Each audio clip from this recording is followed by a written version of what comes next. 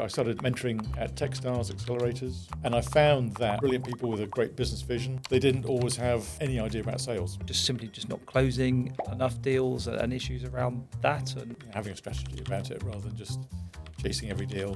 Do you think AI is, is it bigger than the internet, bigger than mobile, or where does it rank? Bigger than the internet? Maybe not, but... Hi, Geraint. Thank you for joining us today on Funnel Vision. Obviously, we met on the back of Curvo, where we've both got a mutual interest as investors, advisors, etc. Obviously, we're going to find out a bit more about your career, what you're up to now, and particularly around the kind of AI story. What would be really great if you could just walk us through your career, and we'll talk a bit more about what you're up to now. Okay, thanks, Richard. Pleasure to be here. But in terms of my career, I had several decades in the corporate IT world in various sales and sales leadership functions. Yep. Companies like IBM, Unisys, EMC, Colt Telecom, those sort of places. So starting out in sales training, various sales roles, new business, then going into the large accounts. In IBM, the first 12 years at IBM, I was looking after major accounts, companies like Legal & General, Royal Bank of Scotland, O2, so different industries, but some of the biggest accounts. And then after that, went into more sort of regular line management roles, mid-market, and then for groups for global accounts, IBM's global accounts. So I was there 19 years altogether. Oh, well, okay. Yep. Yeah. Do you get anything for that, like a carriage clock or what? No, you don't. No, I was at Unisys for 9 years. I got a carriage clock, I think, for 5. But by the time we got to IBM, that was becoming less of a thing. Less fashionable, yep. Luckily, they paid me each year, so that was more than It's a start, yeah. So yeah, and then after IBM, I was approached to join EMC, and I ran a big chunk of their enterprise sales. So I had 5 sales teams there covering all of financial services and other major accounts as well. Oh, well, okay. It was fun, very interesting, very different culture, very different atmosphere to IBM, much more sales oriented, much more driving hard at the numbers and the sales. So that was a very interesting career step for me. Yeah. And it was a very rich model because every sales guy had his or her own individual support person, pre-sales person. Oh, right. Okay. So they went round as a 2 everywhere. So, quite an expensive model, but it meant that the customers were looked after very, very well. And they built the customer loyalty that way. Okay. That was very good. And did you have a preference for which kind of culture you preferred, the IBM versus EMC? Or One of the reasons they hired me was because of my consultative teamwork approach. Yeah. So rather than just sort of feed and speed type approach to selling, more about getting to know the customer, build relationships, think about the value to their business, that sort of thing. So that's why I was hired to bring a bit of a different flavour to their leadership team. Okay. To sort of soften and more value-based. More value-based, yes. More rather than get in there, do the deal, get out. Very much about building the long-term business relationship. Okay. And after EMC? After EMC, I joined Colt Telecom a long time ago, so just try to remember. So I ran the financial services sales for Europe, which is brilliant. So I had teams in all the major financial capitals around Europe. Okay. So every week I was going out to spend time with the teams and customers and partners. Yep. Was that brilliant because of the travel or because of the kind of the learning? Was that the first European role? So first chance? First European role, first role in the telecoms world, so a different product set, some amazing customer relationships. So, and also dealing with very different cultures and leading teams from France, Germany, Spain, Italy, Switzerland, Scandinavia. Yep. Very different business cultures in each of those countries. So it's very educational for me to learn how to manage in those different environments. Yep. Okay. So I love that. Yeah. And outside of any obvious stereotypes, is there anything that you learned from managing the sort of European teams? There are obviously very different legal employment systems in each country as well. Right, yeah. So, the French, they had some like 52 days holiday a year, but you have to understand that's fine. Germany, they've got very strong works councils and that sort of culture. So you have to be wary of those because that informs how people behave quite often. Yeah. So understanding the parameters you've got to work in and that sort of thing, especially if someone's not performing. Yes, yeah. No, I think that's definitely a challenge in certain countries, Germany being sort of a typical one, isn't it? You don't have any particular creative ideas on how best to manage that situation, or? Well, you've got to to listen and be open to it, and just not assume that your way is the only way, because we know with working with Americans as well, they've got a very different direct sales culture. We're a bit more relationship, a bit more getting along with people and building that way. So it's just understanding that across Europe as well, there's very different business cultures. And as I say, not assuming that your cultural background is the only way that's valid, and listening and understanding and adapting, working out how you can bring out the best of those people. Yes. Okay. And sorry, I interrupted you. You're still in the flow of your career, and I kept asking you questions. Yeah, sorry. I'll let it. It's fine. I'm kind of after Colt. After Colt, I joined TalkTalk, ran the direct sales business for a while, and that was fine. But then after that, I had quite a sort of career pivot. Okay. Working in the corporate environment, I basically had enough of that. So I went into the startup world. And when was that? Like 8 years ago? 8 years ago, yeah. So not really knowing what I could bring to startups, because there's these amazing people, these founders who've got the courage to follow their dream, follow their idea, to develop it into a business. What would I know? I started mentoring at Techstars Accelerators, which I've done for the last 8 years. Yeah. So you're dealing with very early stage companies, founders, maybe seed level, pre-seed, seed. It's really quite early then. Journey. Yeah. And I found that these brilliant people with a great business vision, brilliant technologists, they didn't always have any idea about sales, essentially. Yep. Assuming they had a brilliant idea, solves an amazing problem, which they couldn't really define, so people want to come and buy it. Yep. So then talking about target markets, route to market, messaging, the business problem it's solving, talking about value, then talking about pricing, talking about the whole marketing approach to lead generation, all the way down through the sales world, that they didn't know that, and they really appreciated getting some feel for that, especially the early part, which is, what is your target market? What is the business problem you're trying to solve? How are you going to reach those? Who are the buyers? How are you going to reach those buyers? So all of that part was very informative for them, and informative for me to know that the things I took for granted from working in large tech companies, that not everyone in the world knew about. Yeah. So I found that very rewarding for myself. I could then add value to those guys. Make a difference. Yeah. Okay. So you're presumably you're taking all the best bits from your sort of distinguished, successful sales career and applying them in sort of a real world, practical sense. Yeah. And some always listening, because I'm not just going to sort of force fit my experience on them, but just understand they might be going down a path that looks like a mistake to me. So just use some of my experience to say, why are you doing it? Have you thought of this? Could I suggest that? It's their business and their direction, but if there's a way I can help, just steer them in a helpful way, do that. Okay. And that goes back to that kind of consultative type of approach. Yes. Yeah, very much relationship driven. Yeah. Very much listening driven, try to coach and support and mentor. Okay. And kind of operationally over that sort of 8 years, obviously, I think from LinkedIn, it looks like you work with a number of different companies. Maybe just explain a little bit about some of those companies and the roles that you've actually operated at in those. Okay, yeah, some I've had fractional interim type roles, CRO, partner side of things, so developing either sales process, sales strategies, yes, and the partner side, channel strategies, partner programs, those sort of things on a sort of more longer term basis. And some have been more just an advisor, where I'm working with the company for a long time. It's quite only a small number of hours per week, per month, but always there for them to give them advice and open doors and find contacts for them, open up contacts, that sort of thing. So, one company, Prograd, amazing company, all about financial inclusion for young people, doing very, very well. Just finished the 4-year agreement to advise them, which helped them through the early stages, through pre-seed, seed, help them get noticed by Techstars and get onto the program a few years ago, connected them with Deloitte, who then invested in them, and now they're off and running. 2 absolutely brilliant founders who are doing a fantastic job.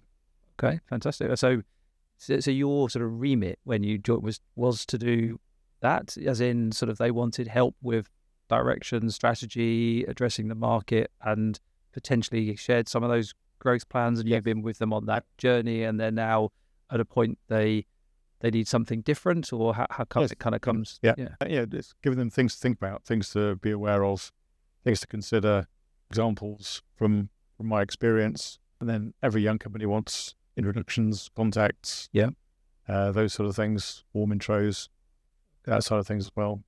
Excellent. Okay. And what are you doing now? Are you still involved with a couple of those companies, or? Yes, there's a few Prograd and a couple of others have run their course up to this year. And there's another company I'm working with at the moment on a fractional CRO basis. So helping those develop. They're a SaaS company, Okay. also getting more and more heavily into AI. So it's about a day a week with them, but that's very rewarding because there's things I can bring to them that are easy for me to do, which would take them a lot of time to work out for themselves, Okay. basically.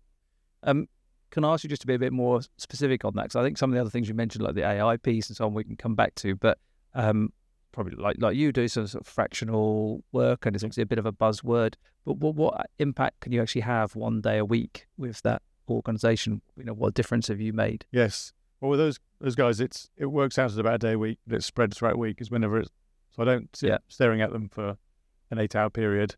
It's during the week, different calls, different partner calls, different planning sessions, different interactions, client calls, that sort of thing. It varies. But some things like getting the basics in place. So making sure that the CRM is used properly. Right. So Yep. one of my bugbears.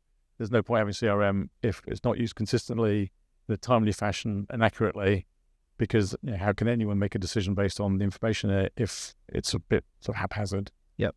So those sort of things, like getting those in place, getting the demand generation up and running from the marketing side of things, those sort of things, how to work on the contracts. So I've got a kit bag of contracts for partner programs or for direct sales or for introducer agreements and that sort of thing. So saves about to create those from scratch, NDAs, all that sort of stuff. So I have to create those from scratch. So that's in my kit bag, so I can then use those as a basis, and then they know they've got solid contracts. And then how to engage with customers, how vitally important it is to respond quickly. Yep. The most important thing is the customer interaction. Don't worry about the planning session, postpone that if need be. If there's a client thing that needs happening or a partner thing that needs to be happened, needs to happen quickly. So those sort of things which to you and I, it's sort of, why wouldn't you? Yes. So when a company's, the leaders of that company from a more technical background, they might not think that way. So it's just bringing that discipline, those foundations, and then on top of that, doing the actual calls with the partners and showing how to listen to those partners, build relationships, impress upon them that we're here to help them win business from a SaaS company point of view, partner as a services company. What can we do to help you win more services? Okay. Because if they're not winning more business, they're not going to be interested. Yeah. If they see us helping them win more business and increase their revenues, they're interested. It's quite basic, but yes, those sort of things, have those sort of conversations. Okay. So if you summarize that as like 3 things, I'm just trying to think of the third, but I think you talked about the discipline and the structure. I think very practical help where you're actually making things happen. You're supporting calls. You're in there fighting with them, rolling your sleeves up. Or the third one, what would you say that would be as sort of the third main thing that you would bring? There's also advising around the strategy. Where are we going to go? Yeah. We're going to go into different geographies, or we're going to go into different product areas, different buyer groups, different markets, those sort of things. So it's being an experienced, long in the tooth business person to be there to discuss those things around the table. Yes, real or virtual, to try and shape the future direction. Okay, and appreciate like sort of sizes and everything, but you described like EMC, and that sounded like quite a large. Was that the sort of biggest sales team that you've run and led, and how many people were in that? Biggest team I've ever had is 130. Obviously, a third level manager. So biggest, not the same role, but the biggest annual target was $400 million. Okay. So someone may do a brilliant deal, and we'd all be very excited. Make a little difference to my target. And all cherished. Yeah. Okay. Yeah. They're big numbers, aren't they? So, and obviously, I mean, to get to the point of running a team with a $400 million target, obviously, has been, a great journey, and lots of things would have probably changed during the start of your career of Unisys to, working with companies like Prograd and the like. And so yes. What are the kind of the top things that you've noticed that have changed in sales and sales leadership during that time? The underlying use of technology. It was, geez, being fairly old, early days, there was barely email, little and anything else. Yes. Clearly no internet, no mobile phone, all those sort of things no AI, all the things that we use without thinking about them every day now, they didn't exist. So it was, you had your card index, card. Oh, yeah, yes. Customer names and that sort of thing. So it sounds sort of pre-war almost, but you'd have those things, and it'd be doing research from things that are available, getting Computer Weekly and scouring Computer Weekly, who's making announcements about big changes and that sort of thing. So it'd be sort of a lot of legwork. Yes. Back then. Okay. And so is your kind of recommendation with all that technology change to that any AE or sales leader, one of the key things is to keep up with that technology? Yeah, definitely, because competitors are. So you have to. But go from one extreme to the other. Back then, the sales experience was all about getting in front of people, obviously physically, because you have no virtual calls, getting in front of people, building relationships, getting to know people, understanding the value, understanding their business, those sort of, and selling person to person. So it's all about activity. You measure the activity. Yes. Numbers of cold calls. Yeah. Numbers of appointments, number of proposals, those sort of things. So that's what you monitor to see if people were doing their thing, which is still valid today. Yep. But now technology is so much more prevalent and the customer is vastly better informed.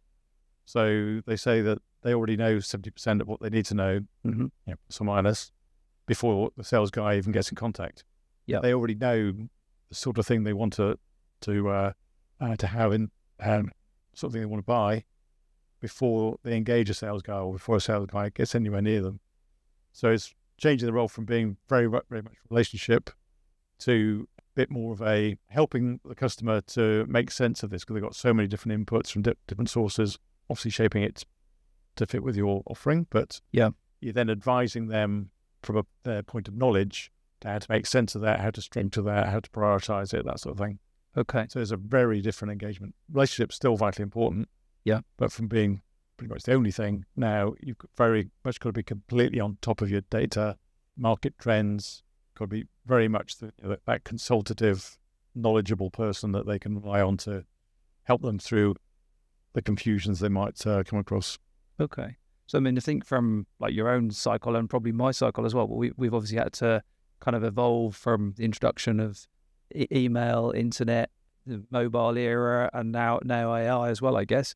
How do you kind of keep reinventing yourself to be appropriate to kind of the companies like a Prograd, who are obviously selling in a very much more modern way, probably using Medic to help them qualify, but taking hypothesis to a client and helping around some of those challenger type model with more informed buyers. How do you still stay on top of that and modern and relevant, totally relevant? Well, hopefully I have. Yeah. You can tell. But I think it helps having a portfolio of companies you're engaging with and a portfolio of type of roles. So mentoring at Techstars, you've got a dozen companies in each cohort every 6 months. Yes. From very different backgrounds, different stages, different industries, different markets. So you're getting the really fresh outlook from them. Mm-hmm. Then when you're doing advisory, when you're doing fractional roles, you've got those different types of engagement, different people. You've got to learn and adapt, because you can't be giving them sort of a decade-old approaches, because they won't work. So you just find yourself naturally educating yourself and being on top of things because you are dealing with so many different people in different situations. Yeah. That's a really interesting answer, because I think I've had similar as well in my journey. I know it's not about me, but I think just the 1 year of doing some of the similar work, every company I've worked with, I've learned so much. And, whilst I've been selling a long time as well, it's really nice that you can, working with people like the guys at Curvo and a couple of other companies I'm working with, people are like 20, 30 years younger than me. I can still learn a lot from them, and hopefully vice versa as well. So I think it's really quite refreshing. That's great. I feel it's a privilege as well to be allowed to help. Yeah. So rather than being someone who's not relevant anymore, that you're there and you're adding value, and it is a privilege to deal with these companies. Some of them fail, because lots do, and it's amazing to see a number of them succeed as well. Yes. Okay. No, fantastic. And I mean, you're obviously working with quite a few different companies. You said some succeed, some fail. Are there certain challenges that are consistent across all of those companies? And what are the kind of maybe the top 2 or 3 challenges that you see customers trying to face? Yeah. So there's sort of classic things like product market fit, for example. That might be a great idea, and there's no one out there values it enough to want to buy it.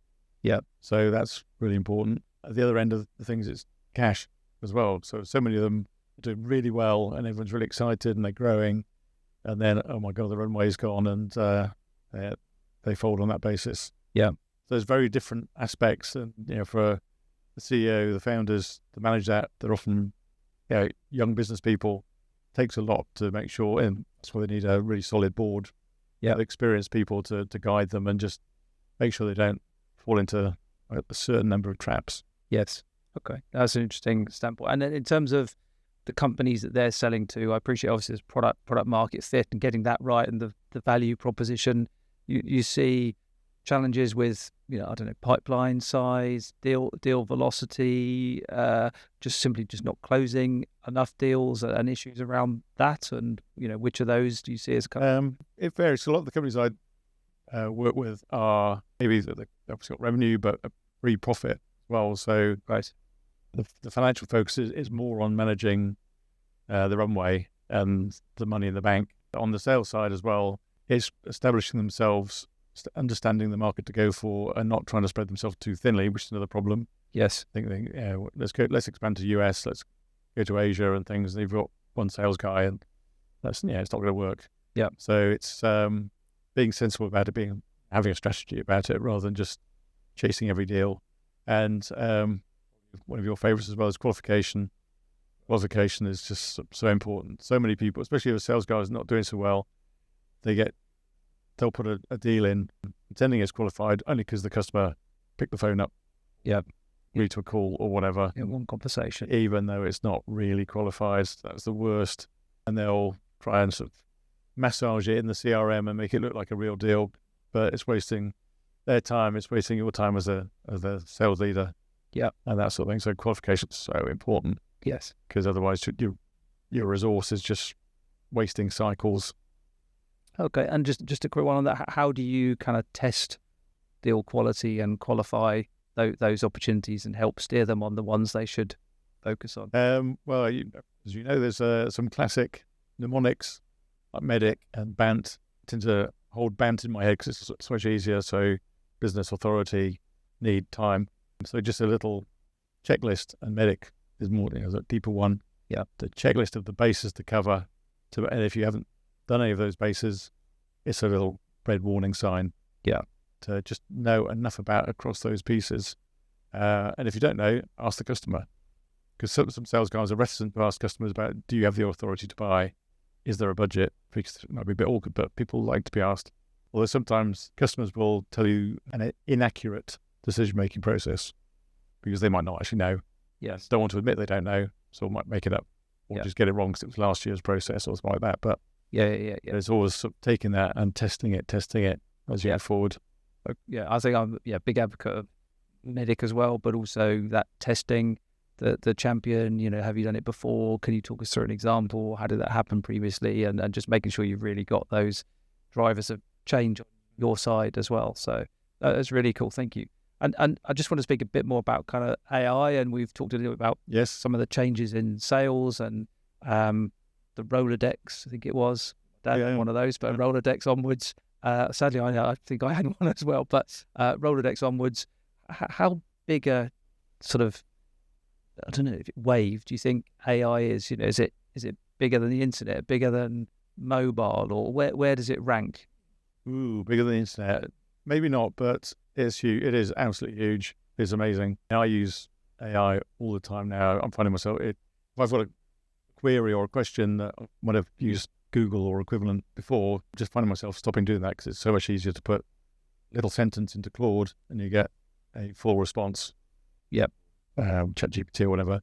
You get a full response. It's so much more helpful than having to wade through a sort of clunky list of websites. in terms of writing reports, writing strategy documents, all sorts of things like that. It's so easy to use it. It's not 100% accurate by a long way, but it gives you a formatted document with a decent structure that you can then spend your time to overlay expertise rather than spending your time building a document from scratch and taking a day over it, whereas applying your expertise might take an hour. With already written document, it just makes such a difference. Incredible.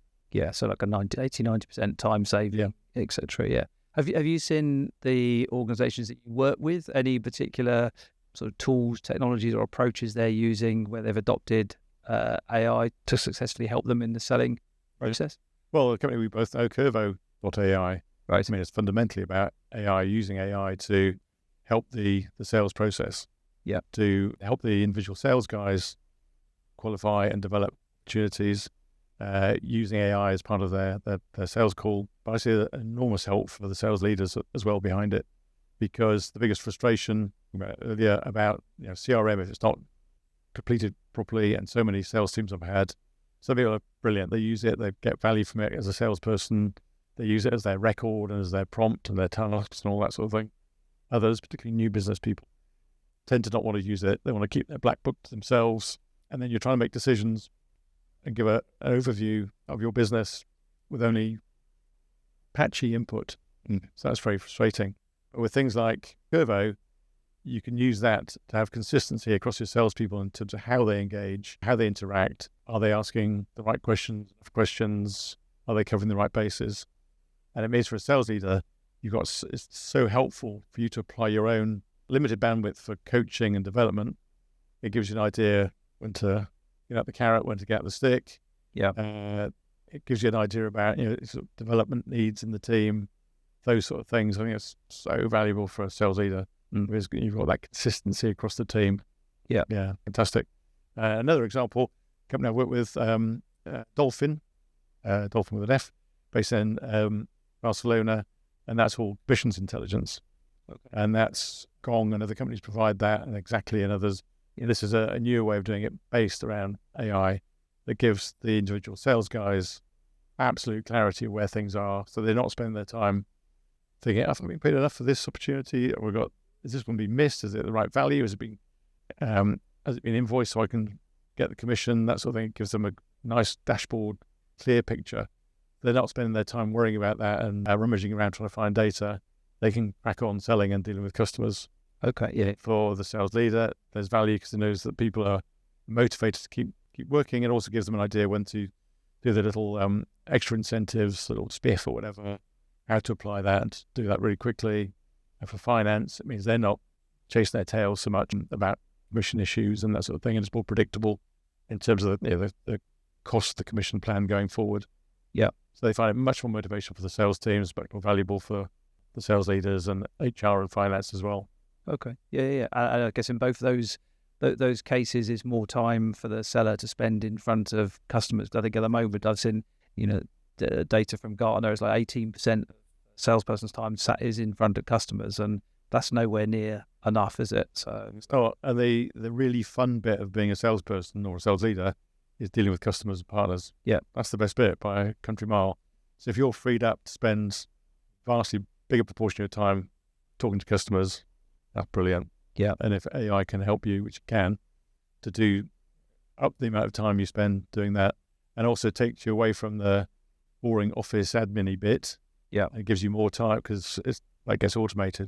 It gives you more time to really sort of think about how you can help your customer, to strategize for your customer and spend time with them. That's golden, really. Yes. Yeah. And do you think sales as a profession is getting more recognized as a profession now as well, or I don't think that. No, actually, I mean it's so different in America where it's seen as a job and as a profession. I think still here we got the image of door-to-door brush salesman or something like that as being sales. Yeah, it's not seen in the same way as being a doctor or accountant or anything like that. Yes, even though it's more fun. Yeah. No, I can imagine it's probably more fun than being an accountant for sure. I suppose a doctor's quite varied, isn't it? Yeah. But I think it's a fabulous job, fabulous career, and very diverse and interesting, isn't it? Every day is slightly slightly different. But I think you're exactly right. That if you're only 18% time in front of customers, less than 1 day a week, that is the bit that you do the job for, isn't it? And that definitely needs to kind of go up. And I do think you've alluded to it as well, but with AI and more intelligence on more research on customers, I think there will be a bit more specialization from sellers, and they should be able to kind of level up to do that kind of challenger insights, the value-based piece that we were talking about a few moments ago. Yeah, the sort of lower level, for a better term, tasks. If more and more of that is automated and handled by technology and AI, including AI, and it allows them time to think customer, think partner more and more, rather than have to do that legwork back in the office or whatever. Yeah. Then that can only be a good thing. Yes. And I think one of the things that I see, to be fair, is with Curvo, but just having the opportunity to view, and other tools as well, I guess, but not as good, but the chance to review a meeting and watch it back. Yeah. And I find it really quite refreshing, the amount of people that I'm dealing with now that actually want to do that. They want to send you their meetings to view, to comment on, and actually, I think that's the only way sales will become more professional and people will evolve and get better and stay at the top of the game, is if they are trying to improve all the time. So exactly the point you're saying on relevancy with yourself, I think, is really, really true around that as well. Yes, because it's only natural for salespeople and anyone to want to have the maximum amount of success for the least amount of effort, basically. So yeah, the maximum amount of earnings with the least amount of time, especially doing the less interesting parts of the job. The 82% of stuff. Yeah. Yeah. Okay. And I kind of always like to just check with guests, especially ones that work with lots of different companies, around the sort of sales toolkit and how that's changing. You talked a bit about CRM and being a big fan of CRM. Obviously, it used to be sort of CRM and Sales Navigator, and maybe one or two other bits around the edge. But what does that sort of standard seller toolkit look like for you now? Well, it's dependent. We've touched on the area that Curvo's in, helping the seller in the sales process. Yep. I've talked about the commission intelligence, so that side of things to help with that aspect. Yeah. There's the things, Sintra, which is AI bots for helping with the demand generation. Yes. That side of things. So there's a few other aspects of the technology now that are becoming vital. Yeah. If you want to be as efficient as possible, as successful as possible, and stay ahead of the competition. Yeah. I think I was in recently that sort of the deal rooms for sharing customer presentations, etc. as well. I think that's quite a good, especially if you once you've got that interest from the customer. But I also like the Perlon, the Sintras and stuff like that for that, helping with that lead gen as well. There's interesting tools there. So there's a bigger variety, and it's then important that people aren't just always having to spin the plates of different forms of tech, that it's managed in a coherent fashion. Yes. So people aren't having to have trade-offs and things and confusions, but there's a clear demarcation for each. If they can be integrated to an extent, then that's good too. Yes. But it's very clear what each tool's for. Yeah. And how do you think AI will impact the sort of sales teams of the future? Well, definitely the trend we've seen that the customer will become ever increasingly better informed, and the salesperson will hopefully, as we said, be able to have the time to be dealing at a high level in terms of their strategic thoughts, their customers, thinking about the customer, thinking about approaches, ways of creating opportunities, that sort of thing. Yeah. So I think it's just the direction of travel, that so much is going to be automated through AI. Yes. And do you think roles and jobs will change or be lost during that kind of transition? Well, there's a chance that some of the SDR, BDR type roles where it's very much telephone-based demand generation. Yeah. If that's probably at the end, it's more like to be automated. You can use bots and other ways of getting those first steps. It might be, I can't quite see it, but it might be that customers are happy to engage with a bot for the initial discovery calls. Maybe. I tried that with British Gas. Oh, right. I probably should name British Gas, should I? But it was so painful. And TUI as well with a holiday. Anyway. But so people are going to do it, and it's in the interest of the companies to do it, and it's in the interest of the companies to make it so it's a really good experience for the customer. Yes. Not an annoyance as it often is now. So those sort of roles will be impacted. Yeah. But that's not necessarily a bad thing. The classic thing about automation is it gives the people the chance to develop their capabilities and their skills to do the more high level engagement, the high level discussion, more the consultative sale, Yes. the relationship building, which is AI is not going to do just yet anyway. Yeah. Yeah. So I think that the mix of the job will change. Yeah. But you can't automate a sale. It's got to be, there's people buy from people is a classic thing, and that's going to continue.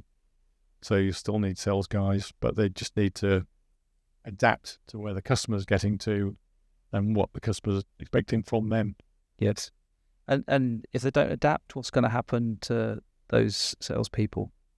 Well, they might find they'd rather do something else. They might find they want to be the pre-sales or customer success or other functions.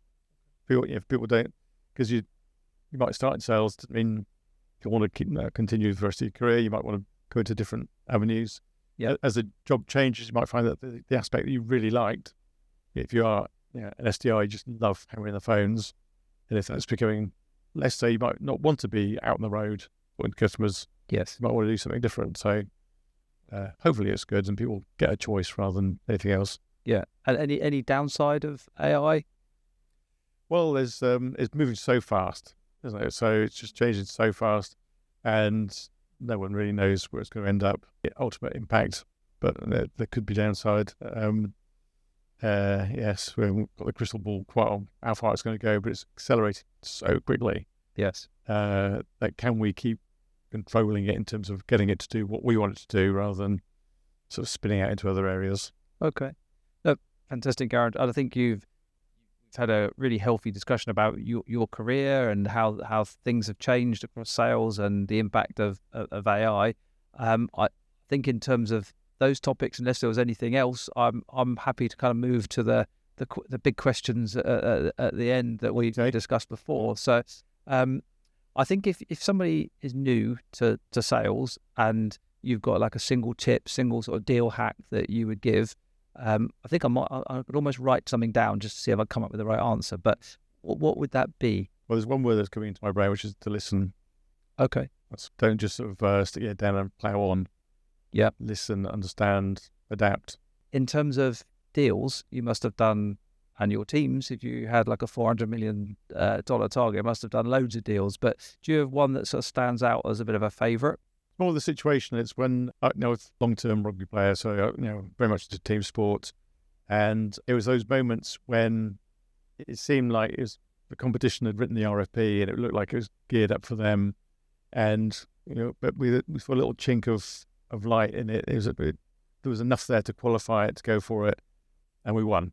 How the team pulled together is that feeling. I get a tick now thinking about when the team comes together. Yes, and achieve something as a team that goes beyond what the individuals could do in sport or in business. Yeah, that's just such an amazing feeling. It makes the champagne or beer so much sweeter when you've come off and you've achieved that as a group, as a team. Yeah, and also doing business with customers and they're delighted. That's so special, and you build a really positive relationship with them, and obviously repeat business, follow-on business, looking to expand how we engage, that sort of thing. Yeah, that's really nice. But yeah, seeing the impact or how it's helped them as an organization, help their business, and the individuals who've gone out a limb but have made the decision for you or recommended you, that it's helped their career. That's what you always want to achieve, that you've helped that individual to progress in whatever way they want to progress. Yes. Okay. And just on the rugby side, I'm just trying to think if you were to describe yourself as a kind of sales leader, what rugby position would you be? Are you the scrum half that's like, or are you somebody just leading from the front like the hooker, or what position would you be? Well, I'm 6'5", so there's no way I'd be a back. Well, I could be a back these days, but I wouldn't be a little scrum half. Yeah, no offense to any scrum halves, but yeah, definitely in the forward, because that's the best place to be. And so be in the back row, running number 8, which is my favourite, because you're linking with the scrum half and the backs, and the two sides together. So you're sort of pivoting in that sense in terms of being able to make the whole team coalesce around the common goal. Yep. Okay. There's a bit of control from the back as well, all there, isn't there? Yeah, a bit of showing off. Yeah, perfect. Excellent. Okay, Gareth. Well, thank you very much for your time today. It's been an absolute pleasure speaking Likewise. to you, and hopefully you've enjoyed it, and you can perhaps get back out in the sun and Yes. slash your legs off. Yes. Yeah, it's just my legs. Yeah. Okay. Thank you. All right. Thanks.